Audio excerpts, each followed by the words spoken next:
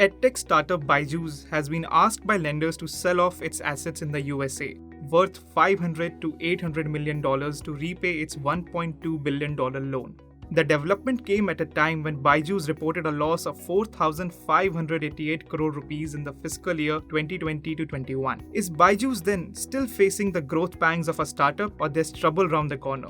I think Byju is a case of too much, too fast, having grown at a stupendous pace, having taken capital, not being frugal in the usage of the capital, not being smart about the usage of the capital, just pursuing valuations for the sake of pursuing valuations.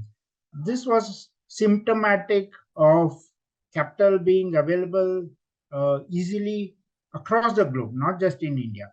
And the VCs and PEs were demanding that companies grow fast, irrespective of whether they had put in place processes, whether they had paid their creditors or ensured that some of the basics of running a business were in place. Luckily, the liquidation demand came from the minority lenders. Unless at least 51% of all lenders to Byju agree, the loan terms will not change.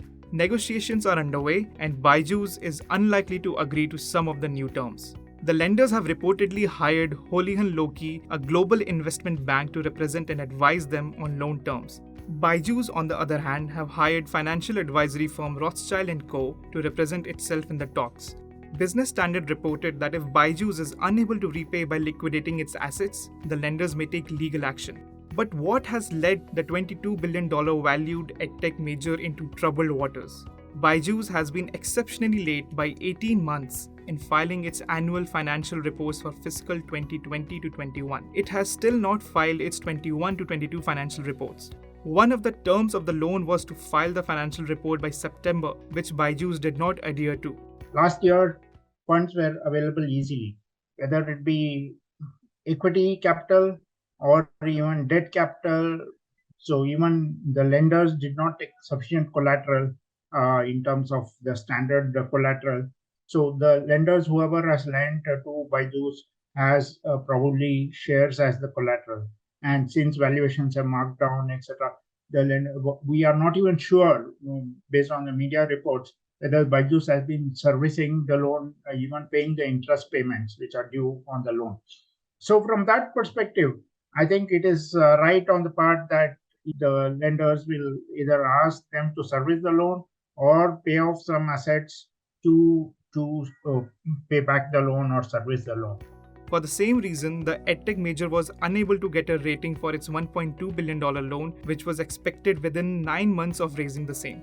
The reported losses have also forced it to rethink sponsorship deals with BCCI in an attempt to cut down on media expenses. Recently, it also announced the firing of 2,500 employees to restructure its operational costs. Troubles for the unicorn did not end there. Byju has also been making headlines for its toxic work environment. In an investigation by Context, a media platform of Thomson Reuters, it was revealed that some managers forced employees to work for more than 72 hours a week. In its report, Context said that employees at Byju were not allowed lunch breaks and time offs at work. Reports also point at Byju's salesperson tricking customers into long-term EMI payments to finance its expensive classes. All these dented Byju's image amid high losses and pressure from creditors. Let me put it this way, that whenever a new enterprise actually enters a market and wants to ramp up fast, these kind of issues typically happen. There are two dimensions to it. One is the internal dimensions within the organization, where typically employees are made to work harder. Employees have to stretch themselves much beyond the normal work hours possibly. The external dimension is, what does it do to the environment where people are knocking on homes and saying that I know you have a kid possibly has issues in math and biology, and which parent doesn't want their child to do better? And oftentimes, buys the product as well. Business Standard had reported that the creditors asking for liquidation of US assets are activist investors. Such investors usually take positions to restructure a company's governance to make it profitable. But with recent developments around the company, it remains to be seen how investor relations play out. A lot of creditors are going to do a lot of things. A lot of back-end stuff is going to ensure that the screws are tightened in terms of targets, in terms of efficiencies, in terms of profit margins, in terms of sales.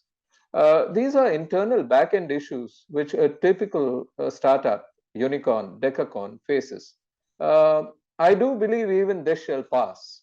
But till it passes, it creates a negative image on the brand for sure. There are many things which only investors understand, and I think it should be kept quiet within the investor's iron curtain. You are not an entity who can get into the market and talk about all the great things you're doing to bring efficiency into a startup, because the startup is already going through its own problems.